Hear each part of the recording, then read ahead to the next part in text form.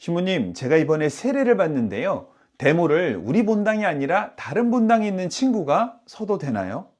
교회의 오랜 관습에 따라 세례를 받을 때에는 될 수 있는 대로 대부모가 있어야 합니다. 대부모는 교회 공동체의 구성원으로 세례자가 세례 후 그리스도인으로 신앙생활을 올바로 하고 신자로서 잘 살아가도록 돕는 사람입니다. 이 대부모는 예비 신자 자신이 직접 선택할 수 있고 교회 공동체가 적절한 사람을 대부모로 정해주기도 합니다. 이 대부모는 세례날 대자녀와 동반해야 합니다. 우선 이 대부모에 대한 한국천주교 사목지침서의 규정을 살펴보면 좀 더 명확해집니다. 제64조 1항에 보면 세례를 받는 사람은 대부나 대모 한 사람만 세우든지 대부모를 함께 세울 수 있다. 2항 세례와 견진성사를 받은 모범적인 신앙생활을 하는 만 14세 이상 된 신자여야 대부나 대모가 될 수 있다. 3항 성직자나 수도자는 소속 장상의 허가 없이는 대부모가 될 수 없다. 이상의 조건으로 살펴보면 대부모를 서는 데 있어서 세례와 견진을 받은 14세 이상 신자라는 조건을 갖춘다면 다른 본당 신자여도 대부, 대모를 설 수 있습니다. 아셨죠? 굿모닝, 좋은 아침입니다. 새벽논단 오늘도 비평하겠습니다. 오늘 가톨릭 신부 한 분 계속 강연하고 있는 내용인데요. 대모, 대부, 이걸 대부모라고 하는데 그 전통에 대한 이야기를 하고 있습니다. 아마도 그 교리의 문제점이 많습니다. 통치수단이 없기 때문이죠. 그럼에도 불구하고 교회에서 좋은 뿌리를 내리고 잘 지낼 수 있도록 하는 좋은 전통 중에 가톨릭 것이 그래도 괜찮다라고 할 만한 내용이 있다면 그것은 대리 대모, 대리 대부의 자리일 겁니다. 나이와 상관없이 14살만 넘으면 누구라도 대모, 대부가 될 수가 있습니다. 뭐 남성, 여성을 가리는 거죠. 여자는 대모, 남자는 대부 이렇게 말씀하는 거죠. 그들이 그 초신자들의 신앙을 돌보는 거죠. 최소 그 율법에서 몽학 선생 이야기 나누듯이 그런 정도의 수준에서 같이 교제를 나누면서 교회에서 좋은 관계성을 맺도록 하겠다. 뭐 그런 전통으로 우리가 볼 수는 있겠습니다. 그러나 그 전통의 본질은 그것이 아니고 북한에서 하는 5호 담당제처럼 담당하는 겁니다. 또 교적부를 떼어서 옮기는 것도 마찬가지입니다. 통솔하기 위한 수단이죠. 통치수단이라는 겁니다. 이게 이제 굳이 좋게 보자면 그리고 좋게 이제 해석되는 건데 깨닫기를 바랍니다. 노자가 말한 그 노자의 오적이라는 사람이 있습니다. 이 사람은 도둑인데요. 10가지의 지침을 가지고 도둑들을 모아서 대단한 힘을 가지고 그들을 소위 갱생도 시키고 사회에 적응하는 사람으로 만들기도 하고 자기 세력을 만들기도 하는 그런 일을 했습니다. 그가 말한 그 10가지 지침, 7가지 지침이군요. 7가지 지침이 있는데 그 중에 몇 가지만 소개하면 첫째, 위험한 지역은 먼저 들어간다. 둘째, 모든 일을 다 마치고 모든 사람을 다 내보낸 다음에 맨 마지막에 나온다. 세 번째, 수입된 것은 공을 고루 똑같이 균등하게 나눈다. 네 번째, 그들의 가족, 그들의 배경까지 다 돌본다. 뭐 등등 뭐 여러 가지가 있습니다.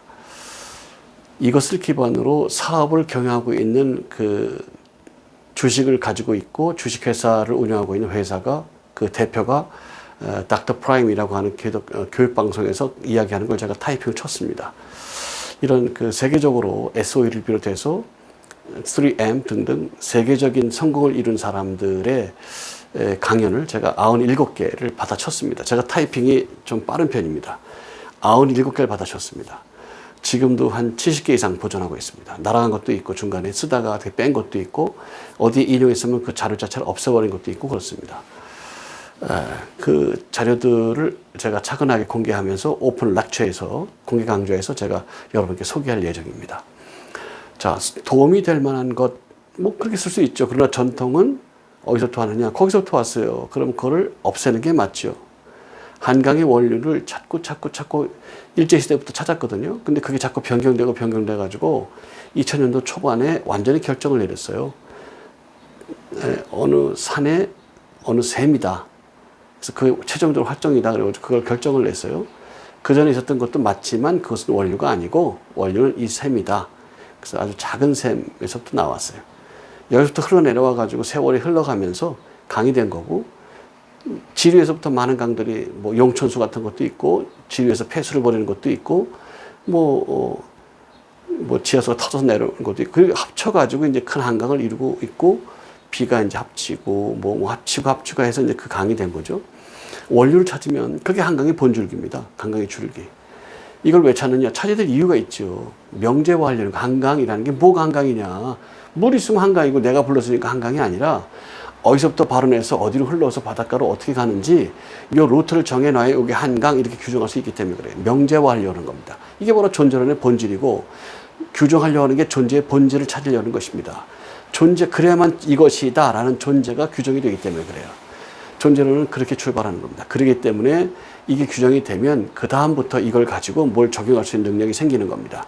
이거를 잘 명제화할 수 있는 사람이 지혜롭고, 이런 문화가 있는 나라가 세계적인 강국이 되는 겁니다. 아시아선에서는 일본이죠. 통역 문화가 500년이 넘었고요.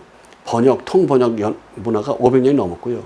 아시아존에 있는 그 문화에서 필요로 한, 예를 들면 불교랄지 법이랄지 뭐 이런 기본적인 거, 이 모든 것에 대한 그 번역의 역사를 일본이 먼저 시작했습니다. 우리나라에도 국어, 산수, 사회, 자연, 음악, 미술, 실과 전부 일본 말입니다.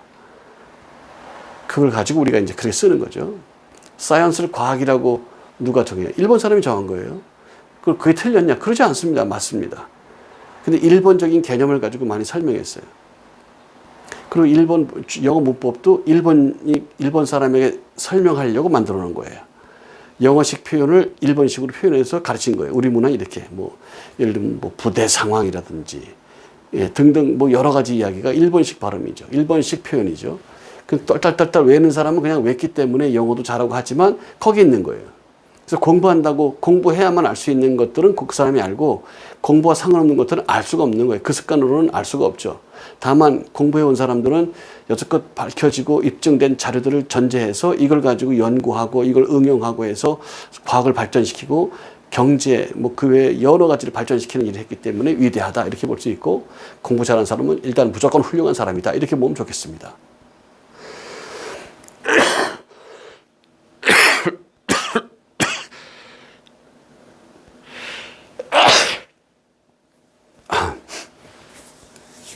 기침했습니다. 양해를 바랍니다. 그런데 이 신부님은 대모가 필요하다. 신앙에서 이게 필요하다는 것을 강조했습니다. 교회에서 좋은 전통을 만들고 아름다운 그 교제를 만들고 그렇게 나가는 건 매우 중요합니다. 그것이 안 되면 자기만 잘났다고 그러고 막 그러고 다니니까 문제가 되죠. 그걸 또 수근수근해요. 수근수근. 지옥 갑니다. 성경에 나와 있어요. 수근수근 되는 자 지옥 갑니다. 흘기는 눈 지옥 갑니다. 흘리고 싶지 않아야 돼요. 예. 이게 왜 그런지 제가 설명을 계속 했고 앞으로도 계속 할 겁니다. 실존이기 때문에 그래요. 실존적인 믿음, 실존이 믿음에 입증된 겁니다. 속 사람이 시킨 대로 했는가 안 했는가, 마음이 결심을 했는가 안 했는가, 그 마음이 결정해서 삶으로 나타나도록 했는가 안 했는가, 그게 나타나요. 그 몸은 해도 눈빛은 안 변했잖아요. 예, 모임에는 가도 수근수근 되잖아요. 회를 만들잖아요. 다른 회를. 그 사람은 지옥에 간다라고 실존적인 얘기를 했어요. 수근수근 됐기 때문에 실존이 그런 거예요. 실존이. 깨닫기를 축복합니다. 가톨릭에서 적을 떼어서 옮기는 거, 가톨릭에서 대모를 선정하는 거 전부 다 통치하기 위해서 그러는 거예요. 네, 그들의 끝 마무리는 종교고 교황까지 가는 거예요. 그걸 모든 걸 교황이 좌우하니까 황제가 위에 있고 싶지만 그러면 안 된다고 생각하잖아요, 백성이. 그러니까 그렇게 다뤄왔으니까. 그리고 황제 밑에 왕을 넣은 거예요. 그리고 그 곁으로는 귀족들과 기사계급들이 있습니다. 이 세 계급, 종교 지도자와 정치 지도자와 기사 등 정치인들, 귀족들, 이 사람들이 이 세 그룹이 기득권이었죠. 이 전제시대 때 다른 나라까지 다 통치를 그렇게 하려고 만들어 놨던 거예요. 그러니까 수많은 돈을 내고 신부자금도 얻고 막 이런 일이 계속 있어 왔고 여자들도 있었고 많았는데 나중에 법적으로 그걸 금지시켰죠. 그런 일들이 뭐 있어 왔습니다. 통치수단, 교리를 전제로 하면 흘러와요. 좋은 결과가 있어도 아까 오적이라는 그 노자 얘기를 했습니다만 오적이라고는 실화입니다. 실화. 이 도둑에 대한 정신이 얼마나 맑습니까? 밝아요. 그 짓으로 도둑질을 해요. 강도질을 합니다. 네. 근데 이거를 잘 하면 주식회사도 만들 수 있고 이걸 잘하면 멋진 지도자가 될 수가 있어요. 근데 그 지도력을 가지고 도둑질하는 데 쓰니까 그게 문제가 되는 거죠. 아버지 뜻에 합당하지 않아요. 창조의 질서에 합당하지 않아요. 예정의 삶에 합당하지 않아요. 도둑질 하지 마라. 결정됐죠. 창조의 질서에는 그런 게 없어요. 이 10가지의 계명이 창조의 질서의 본질입니다. 단순히 두 가지로 사랑으로 얘기했기 때문에 10계명의 본질은 사랑이고 하나님은 사랑이시다 이렇게 했는데 맞는 말이지만 해석한 거 보면 엉망이 되어 있어요. 엉망이. 성경과는 아무 상관이 없는 엉망이 되는 경우가 너무 많아서 문제입니다. 깨닫기를 축복합니다. 교리는 성경이 아닙니다. 교리는 하나님의 뜻이 아닙니다. 교리는 믿음이 아닙니다. 교리는 영생을 얻는 조건이 아니고 교리는 성경을 요약한 내용이 아닙니다. 통치수단일 뿐입니다. 교회는 그렇게 관리한다. 뭐 관리할 수 있죠. 효과적으로. 그거를 1200년 동안 해왔고 기독교가 개신교가 570년 동안 510년 정도 동안 달리 해왔지만 그래도 교리를 가지고 그렇게 통치해왔다고 재미를 봤단 말이에요. 통치수단이라는 입증이 됐죠. 깨닫길 바랍니다. 교리를 버려야 믿음에 설 수 있습니다. 창조 질서에 합당한 삶, 예정의 질서에 합당한 삶, 이것만이 믿음이다. 우리 선교에서는 그렇게 주장합니다. 그리고 그와 같은 논문을 발표했습니다.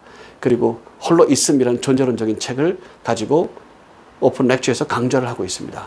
참여해 주셔서 깨닫길 바라고 지도자가 되어 주십시오. 그리고 당신이 홀로 있음을 통해서 정말 깜짝 놀랄 만한 하늘의 것을 끌어내서 땅에서 실현시키는 그걸 개발하는 자, 창조하는 자, 그 역동적인 자, 세상을 지배하는 자가 되기를 축복합니다. 그러나 감사하고 그때 앞에 나아가는 그런 성도들이 되기를 축복합니다. 성도들 모두를 지켜주시옵소서. 교리의 압제로부터 벗어나게 하시고 교리의 미혹으로부터 벗어나도록 축복하셔서 온전히 믿음 안에 거하도록 축복하옵소서. 목사들이 이미 빠져있고 목사들이 이미 이것을 통하여 먹고 마시며 그것 때문에 권세를 누리고 그것 때문에 부를 쌓고 명성을 얻고 있습니다. 그러기에 버릴 수 없습니다. 니고데모가 밤에 몰래 찾아와서 예수님께 자기 자신의 구원을 받을 것을 이야기했을 때 주님이 물과 성령으로 거둔다는 얘기를 했습니다. 주님 완전히 홀로 있음 완전히 벗어서 완전히 나체가 돼서 모든 사람 앞에 나는 죄를 지었습니다. 이제는 믿음으로 살겠습니다. 고백하는 이 물과 성령으로 하는 회개가 니고데모 한 사람에게만 주어진 것을 우리는 압니다. 목사들이 회개하게 하시고 돌이키게 하시고 잘못되었다. 말씀을 듣고 보니 교리는 통치수단이었다. 나는 믿음 안에 살겠다. 창조의 섭리에 합당한 삶, 예정의 섭리에 합당한 삶을 살겠다. 이것만이 구원받는 조건이라는 것을 주장할 수 있도록 길을 여시고 역사하시고 인도해 주옵소서. 그리스도 예수 이름으로 기도하옵나이다. 아멘. 이 말씀을 나눠주시고 교제해 주십시오. 말씀이 지말입니다. 2시간만 지나면 온 세상이 SNS를 통해서 이 영상물을 볼 수 있는 말씀 시대가 된 것입니다. 전파 선교사가 되어주십시오. 나눠주십시오. 귀하고 아름다운 삶이 나타나길 축복합니다. Bless you, bless you and bless you. Bye bye. 축복합니다.